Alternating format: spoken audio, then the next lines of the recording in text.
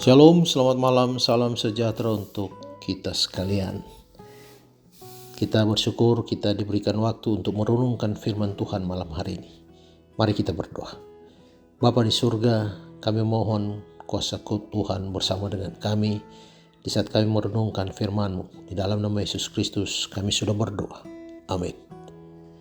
Segera aku dikuasai roh dan lihatlah, sebuah takhta terdiri di surga. Dan di takhta itu duduk seseorang. Dan dia yang duduk di takhta itu nampaknya bagaikan permata yaspis dan permata sardis. Dan suatu pelangi melingkungi takhta itu gilang gemilang bagaikan zamrud rupanya. Wahyu pasal 4 ayat 2 dan 3. Pemandangan seperti apakah yang kita lihat di sini? Apakah suatu penjelasan umum tentang takhta di surga? Ataukah penjelasan tentang sesuatu yang terjadi pada suatu waktu tertentu? Setelah dipelajari dengan berhati-hati, ternyata menjadi jelas bagi saya bahwa pasal 4 bukannya menggambarkan suatu kejadian khusus, tetapi hanya penjelasan umum tentang ruang takhta surga dan apa yang terjadi di dalamnya secara teratur. Dalam ayat kita hari ini, tidak disebutkan bahwa takhta itu sedang dibuat.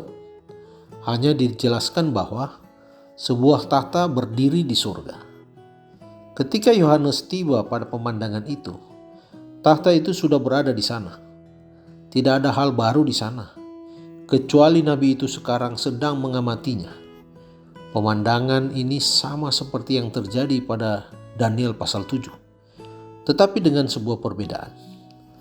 Di Daniel pasal 7 menggambarkan takhta itu telah diletakkan, dicatat dalam Daniel pasal 7 ayat 9. Bagian ini menjelaskan kejadian yang spesifik, tetapi lain halnya dengan Wahyu pasal 4. Secara umum, pemandangan ini bahkan tampak lebih jelas dalam Wahyu pasal 4 ayat 9. Di sana dikatakan, setiap kali makhluk-makhluk itu mempersembahkan puji-pujian dan hormat dan ucapan syukur kepada Dia yang duduk di atas takhta itu dan yang hidup sampai selama-lamanya, maka tersungkurlah ke-24 tua-tua itu di hadapan Dia yang duduk di atas takhta itu, dan mereka menyembah Dia yang hidup sampai selama-lamanya.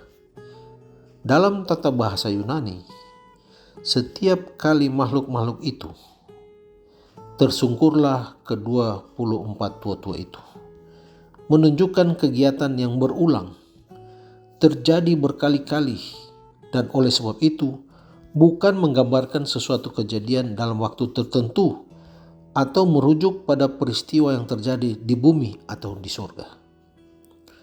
Kita bisa melatih diri untuk lebih suka memperhatikan Alkitab, sehingga pengertian yang seperti ini dapat bermunculan di mana saja.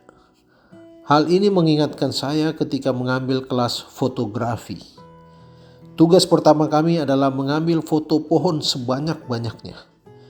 Pohon yang berdiri sendiri, beberapa pohon berdekatan, hutan, cabang pohon, ranting pohon, bunga di pohon.